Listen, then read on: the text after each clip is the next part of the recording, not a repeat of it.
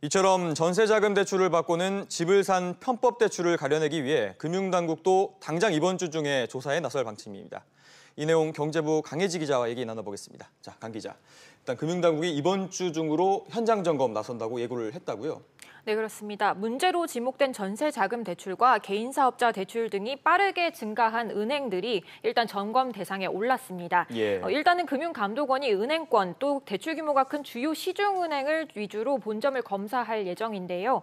은행 창구 등 현장에 나가서 대출 건별로 조사하는 것이 아니라 전체적인 현황 파악에 무게를 두고 있습니다. 네, 주택 규제를 피하기 위해서 우회 대출을 하는 게 적발이 되면 어떤 처벌이 가해지는 겁니까? 네, 현재로서는 목적에 맞지 않는 대출을 받아서 다른 곳에 사용한 데 대해, 그러니까 예를 들어서 전세 대출을 받고는 집을 사는 데 쓴 대출자를 직접 처벌하는 법규는 없는 것으로 보입니다.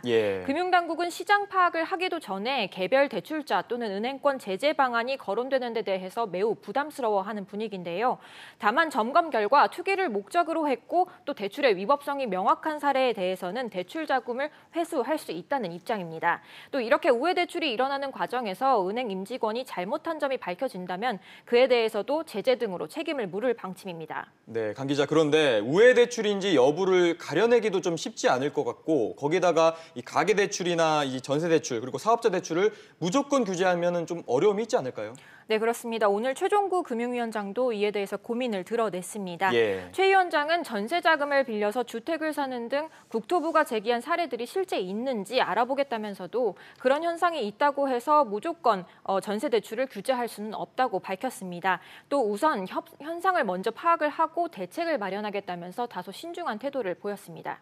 네, 이번 점검 외에 오는 10월에는 또 은행권 총부채 원리금 상환 비율도 예고돼 있다고요? 네, 은행권에서 일반적으로 DSR이라고 부르는데요. 개인이 1년 동안 갚아야 하는 모든 종류의 부채 원리금을 연소득으로 나눈 값입니다.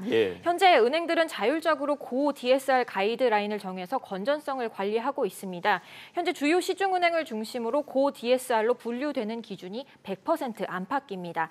이 비율을 넘어서서 대출을 신청하게 되면 해당 지점이나 은행이 대출자의 신용 등급 등을 심사해서 대출을 내주거나 또는 거부하고 있습니다.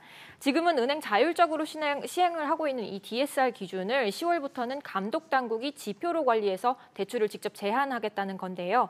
금융당국은 아직 이 DSR 기준을 어느 정도로 할지는 논의를 하고 있는 중입니다. 하지만 금융권에서는 금융당국이 현재 100% 안팎인 이 자율 가이드라인보다는 DSR 기준을 한층 더 낮춰서 대출 규제를 더 강화할 것으로 관측하고 있습니다. 네, 그렇군요. 강 기자 이야기 잘 들었습니다.